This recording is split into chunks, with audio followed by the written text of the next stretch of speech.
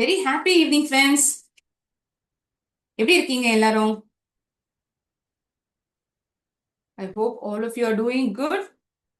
என்ன பார்த்துருந்தோம் குழந்தைகளா போன கிளாஸ்ல நம்ம வந்து கிளியரா தெளிவா டைரக்ட் ஆப்ஜெக்ட்னா என்ன, இன்டைரக்ட் ஆப்ஜெக்ட்னா என்ன, ஒரு சென்டென்ஸ் பேட்டர்ன்ல நம்ம எப்படி அதை ஐடென்டிஃபை பண்றோம் அப்படிங்கறத பார்த்து தெரிஞ்சுட்டோம் இல்லையா? Any doubts regarding those two topics? அந்த ரெண்டுத்துலயும் ஏதாவது அந்த ரெண்டு சம்பந்தமா ஏதாவது சந்தேகம் இருந்ததா உங்களுக்கு? நீங்க வீட்ல போய் பார்த்ததுக்கு அப்புறம் you had any doubts on it?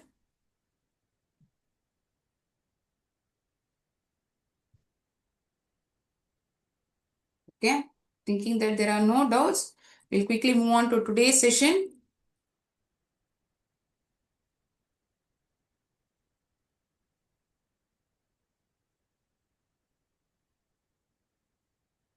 One moment, I'll share the screen.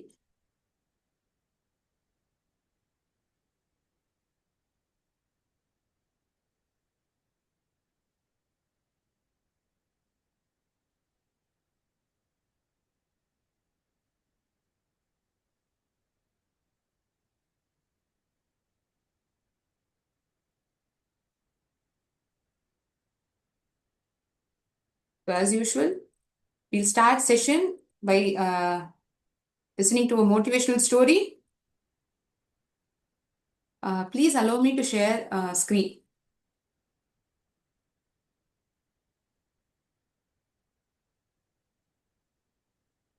Can you please give me the access to share the screen? Lokesh? Thank you so much.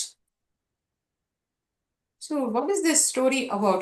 Story is about the two frog story. What is this two frog story? So there lived these two best friends, two frogs. Okay. What happened to these two frogs? They were a group of frogs. They were always together. You can see a lot of frogs, right?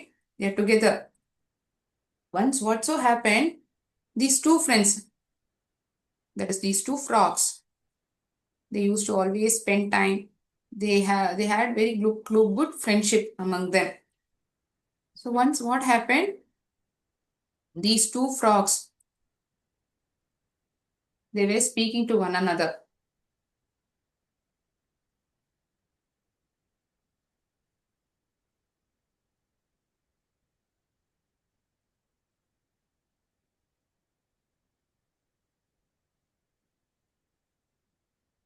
They were speaking to each other, and suddenly what happens? They fell into a pit. You can see in this picture, they fell into a pit. ஒரு ஒரு பள்ளத்துல விழுந்துட்டான். இந்த ரெண்டு தவக்கலையுமே பேசினே போயிருந்தது. போற இடத்துல ஒரு பள்ளம் தவறி விழுந்துருது. இதுல ஒரு தவக்கலை இன்னொரு தவக்கல்கிட்ட சொல்றான், ஐயோ நம்ம எப்படி ஏறுது, நமக்கான இதுவே தெரியலையே, இங்க ஒரு பாதையும் இல்லை, ஒன்றும் இல்லை, நம்ம என்ன பண்ணலாம், ஒண்ணுமே புரியலையே. Why don't we try, said the another frog. So what did it do? It started putting efforts. It started climbing up this pit. But every time it put efforts it fell down. ஒவ்வொரு தடவையும் முயற்சி செய்யறதையும் அது பள்ளத்துல அப்படியே கீழே விழுந்துட்டான் சரிஞ்சு. அந்த இன்னொரு தவக்கலை இது ஏறதை வேடிக்கை பார்த்துதான். ஐயோ நம்ம ஏறலாம் வேண்டாம், நம்ம இங்கேயே இருப்போம், நம்ம எதுக்கு ரிஸ்க் எல்லாம் எடுக்கணும், நம்ம இங்கேயே இருப்போம் அப்படின்னு அது அப்படியே இருந்துட்டான். Another frog, that is on the right hand side, the frog that you see, it isn't putting any efforts. அப்படியே உட்கார்ந்துருக்கு. இது இன்னொரு தவக்கலை என்ன பண்றதோ அதை அப்படியே வேடிக்கை பார்க்கறது. ஆனா இந்த தவக்கலை விடவே இல்லை. எப்படியாவது முயற்சி செஞ்சு நான் மேலே ஏறிடுவேன் அப்படிங்கிற எண்ணம் அதுக்கு உறுதியா இருக்கு மனசு. So it started putting efforts again and again, but somehow or the other it fell into the pit. Somehow it fell into the pit. One last time it put its effort and it climbed up the pit. கடைசி ஒரு முறை நம்ம எல்லாருமே அப்படிதானே, இன்னொரு தடவை try பண்ணி பார்க்கலாங்கிற எண்ணம் நமக்கும் வரும். அதே மாதிரிதான் இந்த தவக்கலைக்கும் ஒரு எண்ணம் வந்தான், ஏன் இந்த ஒரு தடவை கடைசி சான்ஸா எடுத்து நம்ம ட்ரை பண்ணி பார்ப்போமே அப்படின்னு. அந்த முயற்சியில அது மேலே ஏறி வந்துடுதான். அங்க பார்த்தோம்னா சுத்தியூர இருக்கக்கூடிய தவக்கலைகள்லாம் ஆன்னு அப்படியே ஆச்சரியத்தோட பாக்குறது. அந்த பக்கத்துல இருந்த தவக்கலைகள்லாம் என்ன பண்ணிட்டுனா அப்படியே கை கொட்டுதான். ஏறு ஏறு, உன்னால முடியும் அப்படின்னு சொல்றதா? இல்ல, ஏறாத ஏறாத, எங்கேயாவது ஏறி கீழே விழுந்துருவ, அடிபட்டுருவ, இல்லாட்டி நீ இறந்து போயிடுவ. ஏறாத, நீ அந்த எஃபர்ட்லாம் போடாதேன்னு தான் அந்த தவக்கலை எல்லாம் சொல்லியிருந்துதான். ஆனா இந்த தவக்கலை மேல வந்ததுக்கு அப்புறம் அதுக்கு மத்த தவக்கலைங்கிறது தெரியவர் தான், இந்த தவக்கலைக்கு வந்து காதே கேட்காதுன்னு. ஆனா அப்புறம் எப்படி இது ஏறி வரணும் முடிஞ்சுது? இந்த தவக்கலை அதுக்கு பதில் சொல்லித்தான் எந்த தவக்கலை மேல ஏறி வந்ததோ, நீங்க எல்லாரும் என்ன கை தட்டி உற்சாகப்படுத்திட்டு இருக்கீங்கன்னு தான் நான் நினைச்சேன், அதனாலதான் என்னால ஏறி வர முடிஞ்சது அப்படின்னு அதுக்கு அது பதில் சொல்லித்தான். The other frog didn't put efforts. It fell and died in the spit itself. But the other frog, it didn't want to leave this opportunity. It kept on trying and it climbed up the spit. So all the remaining frogs were in ultimate shock. ரொம்ப அதிர்ச்சியில இருந்துதான். Show, எப்படி இந்த தவளையால மட்டும் சாத்தியமாச்சுன்னு. அதுக்கான பதில் என்ன தெரியுமா? இதுதான். Be deaf to negative thoughts if your aim is to reach your goal. உங்களுடைய கொள்கை, உங்களுடைய எண்ணம் வந்து உங்களுடைய கோலை ரீச் பண்ணணும்னு இருந்ததுன்னா, யார் என்ன சொன்னாலும் பெருசா காதுல வாங்கி போட்டுக்காதீங்க. Don't listen. Be deaf to negative thoughts. How this frog was, it is basically a deaf dog. அதுக்கு இயல்பாவே காது கேட்காது. இந்த தருணத்துல அந்த மத்த தவக்கலைகள்லாம் வந்து பாராட்டி உற்சாகம் கொடுக்கறது அப்படின்னு தான் நினைச்சிருக்கு. ஆனா நிஜத்துல அதுக்கு வந்து காதே கேட்கல. It was deaf to these negative thoughts, negative wordings of the other frogs.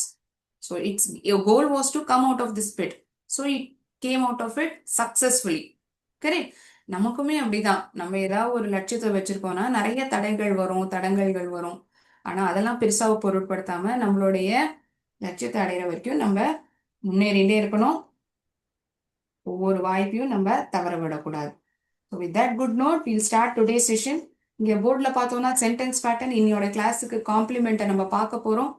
அதுக்கு முன்னாடி உங்க எல்லாருக்கும் எந்த அளவுக்கு எஸ்வி, எஸ்விஓ, எஸ்விடிஓ ஐஓ, எஸ்விஐஓ டிஓ இந்த பேட்டர்ன்லாம் புரிஞ்சிருக்குன்னு நான் பார்ப்பேன்.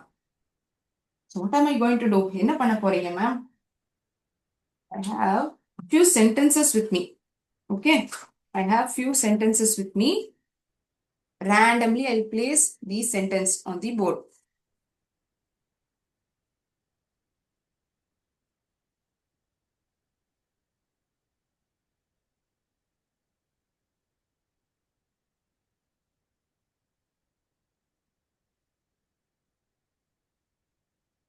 The phone rings. இந்த சென்டென்ஸ் வந்து என்ன பேட்டர்ன்ல இருக்கு? Which pattern is this given sentence? மணி அடிக்கிறது. phone, எதை பத்தி பேசுறேன்? போனை பத்தி பேசுறேன். So phone is the subject. So what does the phone do? என்ன பண்றது? மணி அடிக்கிறது. So it rings. So this sentence pattern is of SV pattern. வெறும் subject இருக்கு, verb இருக்கு. சப்ஜெக்ட் எது? ஃபோன். எதை பத்தி பேசுறோமோ அது சப்ஜெக்ட். இல்லாட்டி யார் ஒருத்தர் வந்து செயலை செய்யறாங்களோ அதை சப்ஜெக்ட்னு சொல்றோம். என்ன செயலானது செய்யப்படுறது? மணி அடிக்கிறது. So rings is the verb. So sentence pattern is SV. Next sentence. ஓ, எல்லாம் கலந்த சென்டென்ஸ் தான் இருக்க போகுது. ஒரே பேட்டர்னா எஸ்வியாவே நான் காட்ட மாட்டேன். சரியா?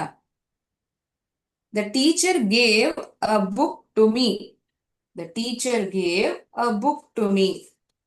The teacher. Teacher வந்து என்னங்க? Subject. Teacher is the subject. Gave. கொடுத்தாங்க. giveனுடைய past form gave. Gave வந்து verb. என்ன கொடுத்தாங்க? ஒரு புத்தகத்தை கொடுத்தாங்க.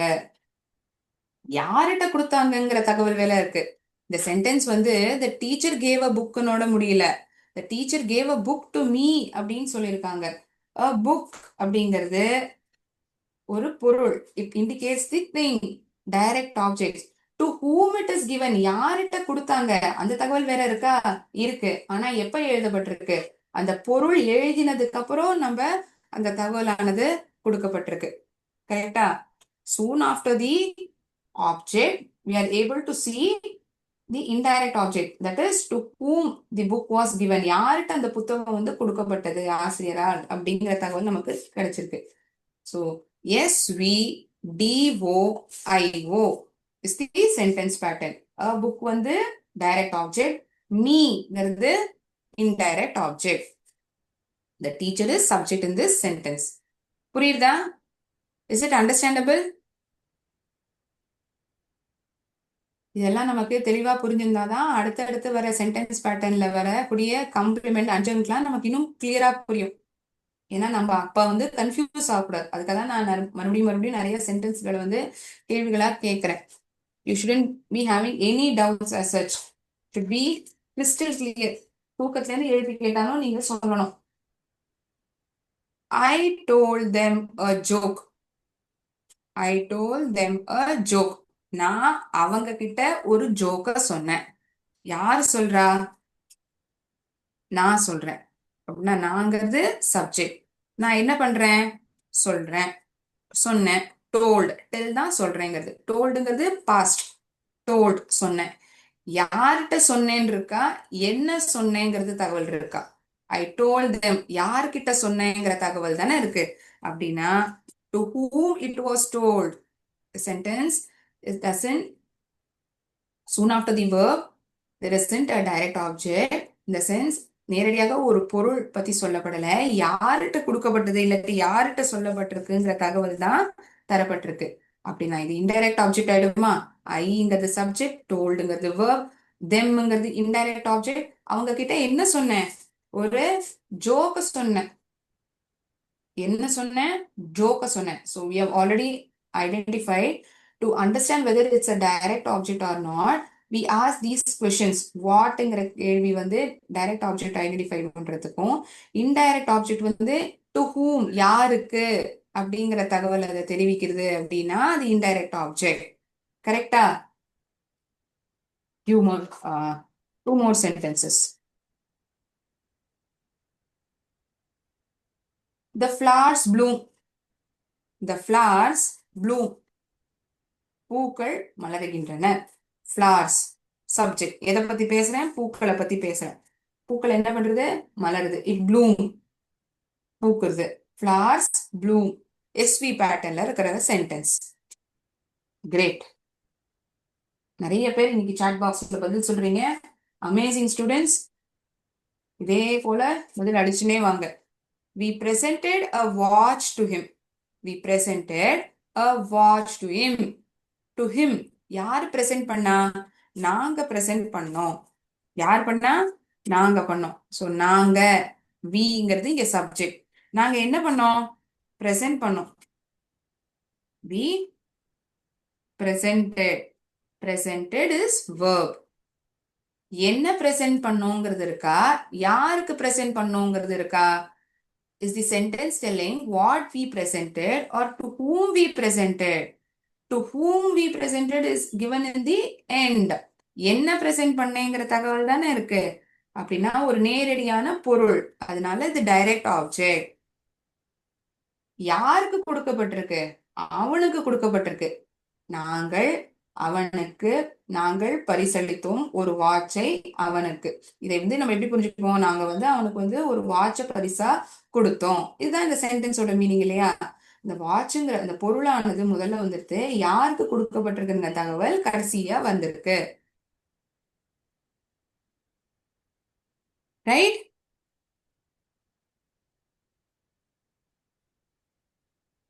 We presented a watch to him.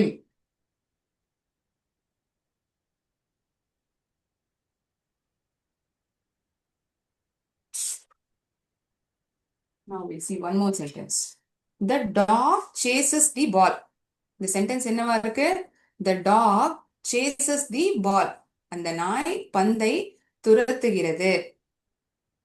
எதை பத்தி பேசுறோம்? Who is the doer of action? The performer of action is dog.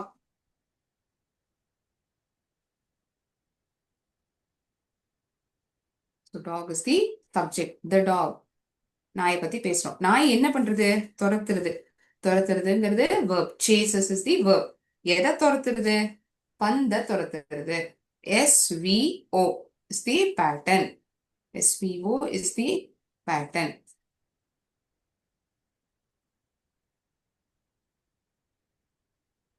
One last sentence. Sure. கட்டாயமா? One last sentence. As you requested, I'm telling this sentence. You gave me a book. நீ வந்து நீ கொடுத்த, நீ வந்து எனக்கு ஒரு புத்தகத்தை கொடுத்த, நீ ஒரு புத்தகத்தை எனக்கு கொடுத்த அப்படி சொல்லியிருக்காங்களா? நீ எனக்கு ஒரு புத்தகத்தை கொடுத்தேன்னு தானே சொல்லியிருக்காங்க. நீ எனக்கு ஒரு புத்தகத்தை கொடுத்த. எனக்கு யாருக்கு? எனக்கு. யாரு கொடுக்கறா? நீ கொடுக்கற. நீங்கிறது சப்ஜெக்ட், கொடுத்த அப்படிங்கிறது verb. யாருக்கு கொடுத்த? எனக்கு கொடுத்த. So the receiver of action is being mentioned. Then only the object given is mentioned. So when the object is mentioned towards the end, then the sentence pattern is SVIODO. Correct? SVIODO. புரிஞ்சுதா பசங்களா? Is the sentence pattern clear until here? That is SV, SVO,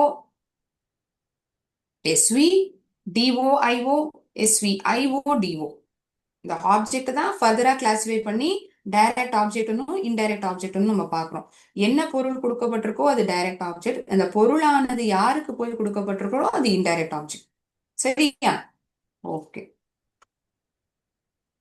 Thinking that everyone has understood it very well, what am I going to do?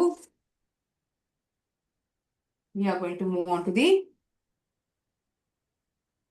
next topic. One moment.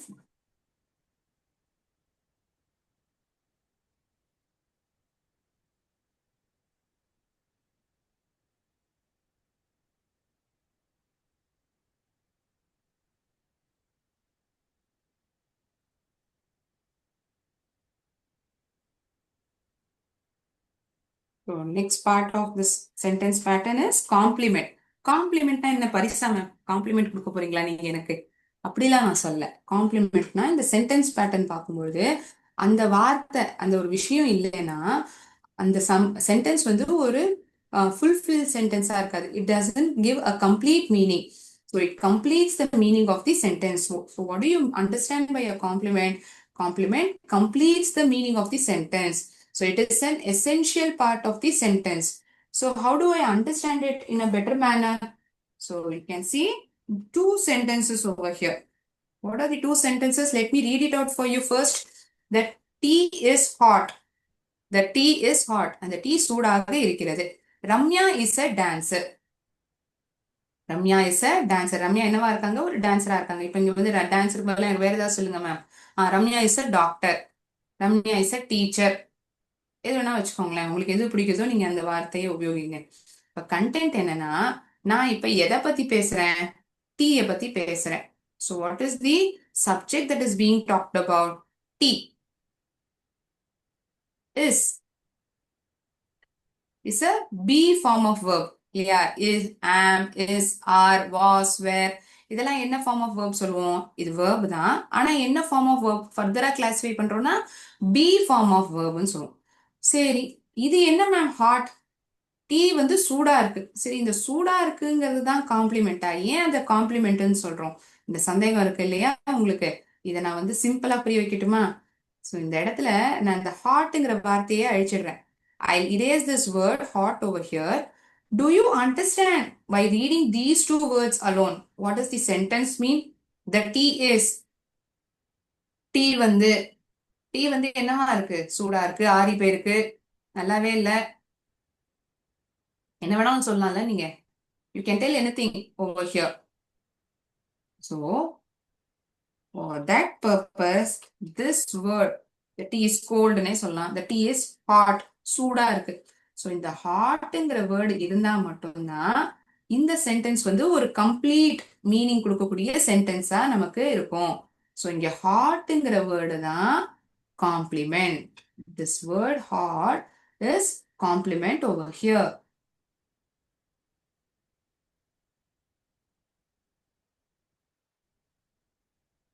Tea எப்படி இருக்கு? சூடா இருக்கு. எதை பத்தி பேசுறது இங்க? சூடா இருக்குன்னு டீயை பத்தி பேசப்படுறது. So it is talking about the subject. Correct. எப்படி இருக்கு? How is the tea? எப்படி இருக்கு?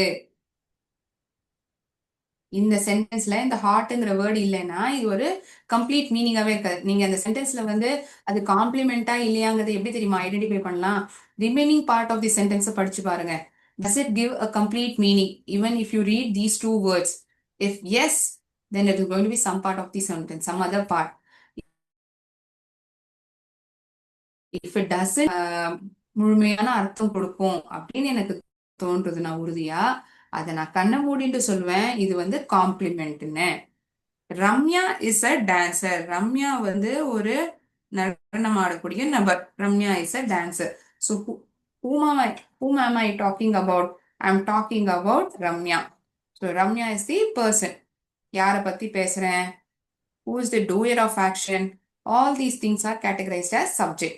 இங்கேயுமே வந்து இஸ், ரம்யா ஒரு இஸ், ஒரு பி ஃபார்ம் ஆஃப் verb. இப்போதைக்கு verb நம்ம என்ன ஞாபகம் வச்சுக்கிறோம்? verb. a dancer என்னவா இருக்காங்க? ஒரு டான்சரா இருக்காங்க. Again Ramya is tall, Ramya is short. You can write anything. Ramya is a good girl. Ramya is a singer. Ramya is a teacher. Ramya is a doctor. You can tell anything. Without this word, this sentence is incomplete. If it completes the meaning of the sentence, then we categorize. We call this as complement. complement. Okay? And more specific, it is telling more about this subject. The subject பத்தி கூடுதலான தகவல் சொல்றது இந்த வார்த்தையான dancer. கரெக்டா? Everyone agrees with me? So you can make a note of it in your book. காம்ப்ளிமெண்ட்னா என்னங்கிறத note down பண்ணிக்கோங்க. இதை நீங்க எப்படி பெட்டரா புரிஞ்சுக்கலாம்? கண்ணை மூடிட்டு சொல்லலாம் பசங்களா, இந்த சென்டென்ஸ்ல வந்து இதுதான் காம்ப்ளிமெண்ட்னு எப்படி சொல்லலாம்? இந்த ரிமைனிங் போர்ஷன் ஆஃப் த சென்டென்ஸை வந்து நீங்க படிக்காம பாருங்க. இல்லைன்னு வச்சுக்கோங்க. the tea is, Ramya is, நமக்கு வந்து முழுமையான அர்த்தம் கிடைக்கிறதா? are we getting a complete meaning? If yes, then it is some other part. If it isn't yes, then the missing portion is a complement. அது இருந்தாதான் முழுமையான அர்த்தம் நமக்கு கிடைக்கும். It completes the meaning of the sentence. That is why it is called as essential part of the sentence. So இவ்வளவுதானா ma'am காம்ப்ளிமெண்ட்னா? Is there anything more to this compliment? Yes, definitely we have more things about this compliment. இப்போ நமக்கு ஆப்ஜெக்ட்ல எப்படி direct object, indirect object இருந்தது? இப்போ இந்த சென்டென்ஸே பார்த்திருப்போம். You gave me a book. அப்ப என்ன பண்ணோம்? இந்த சப்ஜெக்ட் எது, verb எது, ஆப்ஜெக்ட் எதுலாம் நம்ம ஐடென்டிஃபை பண்ணோம். கரெக்டா? எஸ், சப்ஜெக்ட் வந்து யூங்கிறது தான் சப்ஜெக்ட், கேவுங்கிறது தான் verb, மீங்கிறது தான் இன்டைரக்ட் ஆப்ஜெக்ட். யாருக்கு கொடுத்தாங்க அப்படிங்கிற தகவல் வந்து என்ன கொடுத்தாங்க? ஒரு புத்தகத்தை கொடுத்தாங்க. ஸோ இதை வந்து டைரக்ட் ஆப்ஜெக்ட்னும். சரி, இதை ஏன் மேம் இப்போ மறுபடியும் சொல்றீங்க? இதுதான் ஆரம்பத்திலேயே நம்ம பார்த்துட்டோமே. நான் ஏன் மறுபடியும் இங்க சொல்றேன்னா, இந்த காம்ப்ளிமெண்ட்லயுமே அப்படிதான். we have two parts over here. We have something called as subject complement and something called as object complement. எப்படி நமக்கு ஆப்ஜெக்ட்ல வந்து டைரக்ட் ஆப்ஜெக்ட், இன்டைரக்ட் ஆப்ஜெக்ட்னு இருக்கோ, IO stands for indirect object, DO stands for direct object. Hope there is no confusion among you. So அதே மாதிரி காம்ப்ளிமெண்ட்லயும் நமக்கு subject complement இருக்கு, object complement இருக்கு. அது என்னங்கிற அர்த்தத்தை நம்ம தெரிஞ்சுப்போமா இன்னி கிளாஸ்ல? கண்டிப்பா பார்க்கலாம்.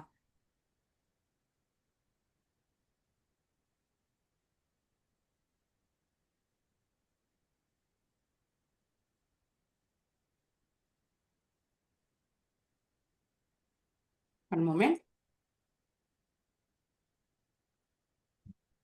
சப்ஜெக்ட் காம்ப்ளிமெண்ட், இந்த பக்கத்து போர்டே பார்க்காதீங்க, இந்த பக்கத்துல இருக்கிறத மட்டும் பாருங்க. It's a word or phrase. ஃப்ரேஸ்னா என்ன மேம்? ஃப்ரேஸ்னா குரூப் ஆஃப் வேர்ட்ஸ், கோர்வைகளான வார்த்தைகளை தான் நம்ம ஃப்ரேஸ்ன்னு சொல்றோம். சப்ஜெக்ட் காம்ப்ளிமெண்ட்ங்கிறது ஒரு வார்த்தையோ கோர்வைகளான வார்த்தையோ, அது செயல் சொல்ல பின்தொடர்ந்து வருது. It follows a verb. அது பின்தொடர்ந்து வந்து நமக்கு என்ன தருது? It provides more information. எதை பத்தி கூடுதலான தகவலை கொடுக்குறது? It gives more information about the subject. அந்த வாக்கியத்துல இருக்கக்கூடிய சப்ஜெக்டை பத்தி கூடுதலான தகவலை நமக்கு தெரிவிக்கிறது. அதனாலதான் இங்க சப்ஜெக்டை வந்து நான் அண்டர்லைன் பண்ணியிருக்கேன். ஒரு வார்த்தை அல்லது கோர்வைகளான வார்த்தைகள் ஒரு பெயர் சொல், ஒரு வினை சொல்ல பின் தொடர்ந்து வருது. அது அந்த வாக்கியத்துல இருக்கக்கூடிய சப்ஜெக்ட், அதாவது யார் அந்த செயலை செய்யறாங்களோ அவங்கள பத்தி கூடுதலான தகவல் தருது. எக்ஸாம்பிளோட சொன்னாதான் மேம் எங்களுக்கு புரியும். கண்டிப்பா எனக்குமே அப்படிதான் புரிஞ்சுக்க முடியும். தே ஆர் சிஸ்டர்ஸ், அவர்கள் சகோதரிகள், அவர்கள் சகோதரிகள். இப்படி சொல்றேன்னு வச்சுக்கோங்களேன். இங்க யார பத்தி பேசுறேன்? அவங்கள பத்தி பேசுறேன். அவங்க plural form, third person plural form. So they is nothing but subject. Correct. So what is this are? Are is nothing but verb. இப்போ நான் கொஞ்ச நேரம் முன்னாடி சொன்னேன் be form of verb. Is எப்படி பி ஃபார்ம் ஆஃப் verb-ஓ are. So present டென்ஸ்ல நிகழ்காலத்துல நம்ம பயன்படுத்தும். இதெல்லாம் நம்ம இன்னும் குழப்பிக்க வேண்டாம். இப்போதைக்கு ஞாபகம் வச்சுக்கோங்க, ஆறுங்கிறது verb இல்லையா? அவர்கள் என்னவா இருக்காங்கன்னு தெரிவிக்கிறதே நமக்கு இந்த ஆறுங்கிற வார்த்தை. என்னவா இருக்காங்க? Sisters, they are friends, they are sisters. I can write anything over here. நான் வேற ஏதாவது கூட எழுதலாம். They are best friends, they are players, they are cricket players, what not. நான் வேற என்ன வேணாலும் எழுதலாம். They are players. I can write it as players, or I can tell them as friends. They are friends. So without these words, the sentence isn't complete. I understand it is a compliment. So இப்போ நீங்க subject காம்ப்ளிமெண்ட்னு சொன்னீங்களே ma'am, ஏன் இது subject காம்ப்ளிமெண்ட்னா, இங்க வந்து யாரு வந்து நண்பர்கள்? அவங்க வந்து நண்பர்கள், அவர்கள் நண்பர்கள். They are friends. So it is telling something about the subject. It is complementing the subject. So that is why the meaning is being written in this manner. ஏன் வந்து இங்க அப்படி எழுதியிருக்கோம்னா, it provides more information about the subject in the sentence. One more sentence ma'am, அதை வச்சு explain பண்ணுங்க. இன்னொரு sentence கொடுத்திருக்கேனா? Yes, I have given. One moment.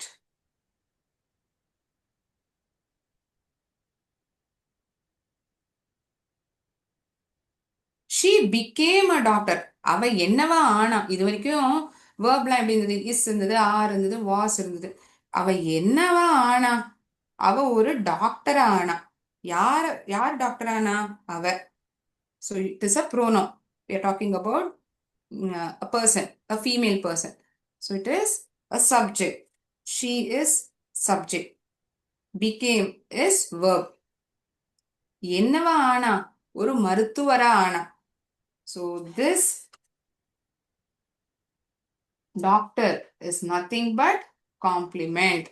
SVC. And moreover, specifically to tell it, it is a subject complement. இந்த சப்ஜெக்ட பத்தி கூடுதலான விவரத்தை தெரிவிக்கிறது.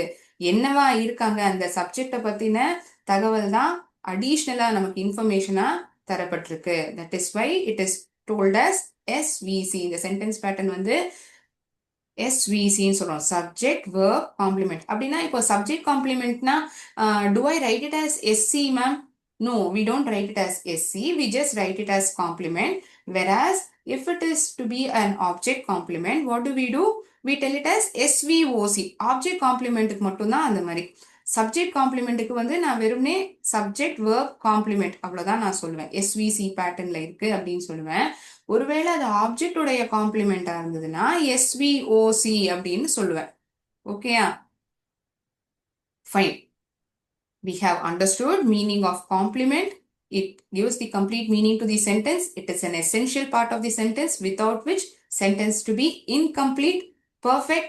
Apart from this, what we saw what is a subject complement. It gives additional information about the subject in the sentence. So இன்னி கிளாஸுக்கு இவ்வளோ போதும். அடுத்த செஷன்ல நம்ம இதோடைய தொடர்ச்சியை பார்க்கலாம். ஸோ இன்னி கிளாஸ் எல்லாருக்குமே புரிஞ்சிருக்கும்னு நான் நம்புறேன். If you're having any doubts, please make a note of it and ask me in next class as well. Thank you so much friends. நன்றி. வாழ்க பாரதம், வெல்க தமிழகம்.